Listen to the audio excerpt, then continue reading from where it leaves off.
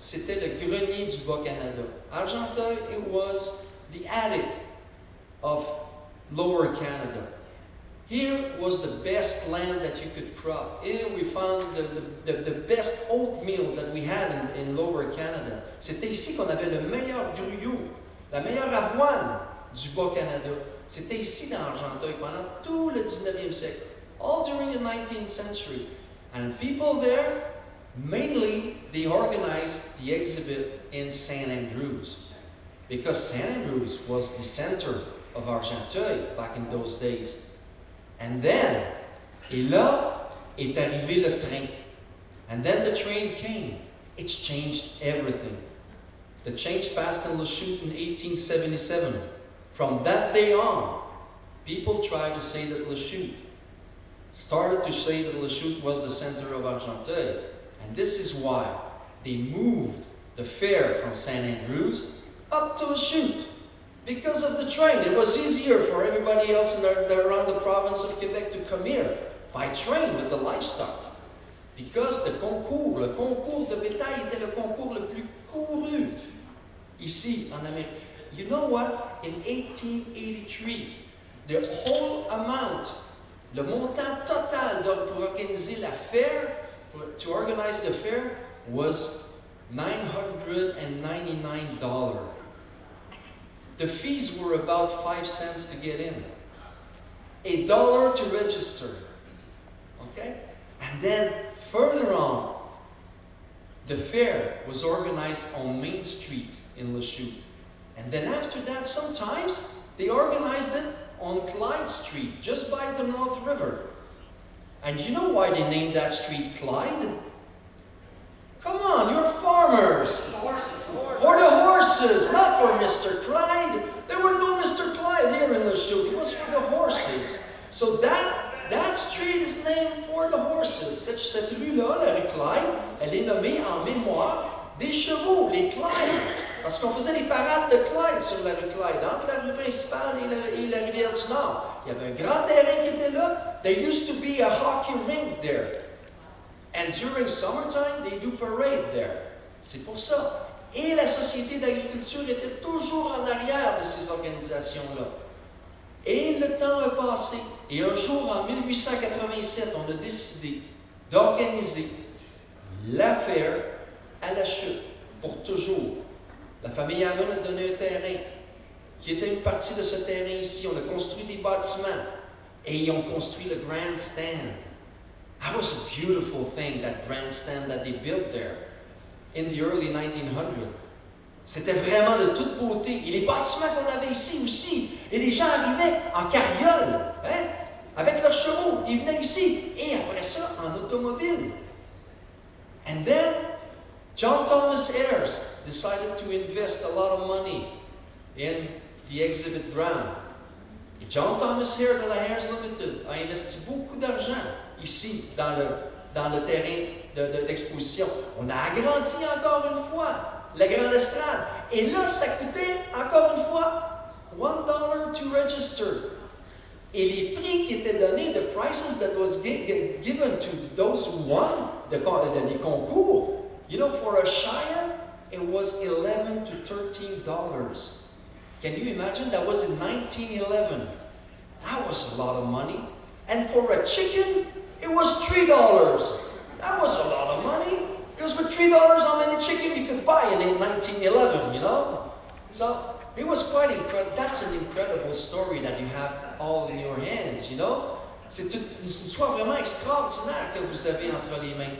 Et puis, during all the first century, it was called the fall fair, the fall exhibition. Parce que on tenait ça after the cropping, après les récoltes, à l'automne, fin septembre, début octobre. And then in 1925, they decided to organize the spring fair. So but for that time on, la fair a eu lieu au printemps, à partir du mois de juin, fin mai, début juin. Before everything started for the farmers. You know, because à la fin, souvent, les récoltes, il y avait des récoltes un peu tard, les gens venaient plus. Et puis on a dit, on va organiser ça au printemps. Donc, à partir de 1925, donc il y a 100 ans, on est devenu une exposition printanière. Et le siècle passé.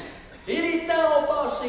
And then in 1940, en 1940, it was the only year, la seule année où il n'y a pas eu de fair, où il n'y en a pas eu. You know why? Yeah, everybody was busy working. Everybody was working in a factory, and the men, they were over the ocean.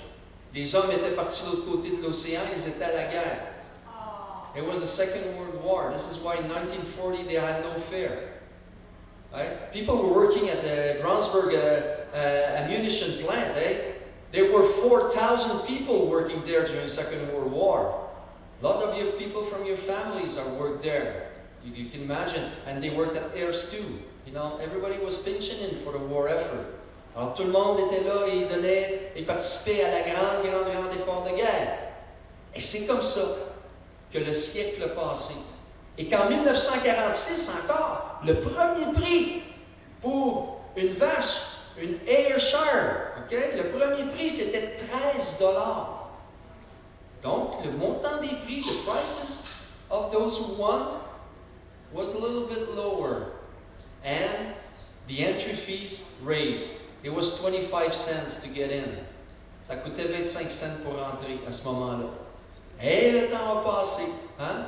Et les fermiers ont continué à travailler. Because, you know, farmers, they are the founders of civilization and they're really occupied, working and working day in and day out. Until the day the sun goes down. And from the sunrise to the sundown. They are working. Et puis, on a commencé à diversifier l'exposition agricole. Offrir quelque chose de nouveau avec les années 60. Parce que dans les années 60, les gens se sont éclatés. Et c'est là qu'on a amené toutes sortes de choses. On a amené les forains, on a amené les Hellraisers. You know the Hellraisers? You remember those Hellraisers? They were motocross guys, you know, they were doing jumping with the motocross and everything. And they were here. And then the bands and everything. And they even had, during the 80s, the wet t-shirt parties. Yes! Yes! Eh oui! C'était qu'une grande attraction le jeudi soir, les concours de wet t-shirt. Eh oui! Ça faisait partie de tout ça. Hein? Donc, notre histoire, et puis, je dis un des grands événements malheureux, c'est la journée où, en 1977, le grandstand, la grande estrade a pris feu. Les gens étaient vraiment tristes. C'était comme Bob Roger le dit, l'ancien président. Vous remember Bob Roger? He said, it was like going to the funeral of an old friend. That was what it was like. C'était comme aller au funérailles d'un vieil ami quand on a vu la grande estrade brûler. Mais les gens se sont retroussés les manches. Ils se sont mis ensemble et ils ont reconstruit une estrade encore plus grande, encore plus belle, qui fait encore aujourd'hui l'envie de toutes les foires agricoles. Partout dans la province de Québec, il n'y a pas une foire agricole qui a une grandstand aussi grande que celle de Lachute. C'est ça qui est incroyable. Hein? You know, pour terminer, parce que I can go on and on and on and on. You know, I'm an historian. A historian, they invented the art of being brief in 14 volumes. Hein? Je suis un historien et je peux parler, parce que vous savez, les historiens ont inventé l'art d'être bref, mais en 14 volumes. Donc, so pour finir ça, je vous invite, and I invite you, to go on the internet, to go to the website of the Expo Lachute Fair, and to go to the one of the MRC d'Argenteuil.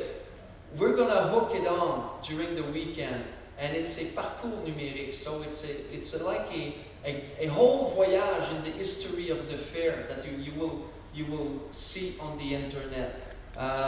The museum will be here during all weekend, on Friday, Saturday, and Sunday. So come and see me there. I'm going to be there with Luc Lépine, and we're going to talk about history, your history. Okay? Merci beaucoup. Thank you very much. Thank you for the invitation.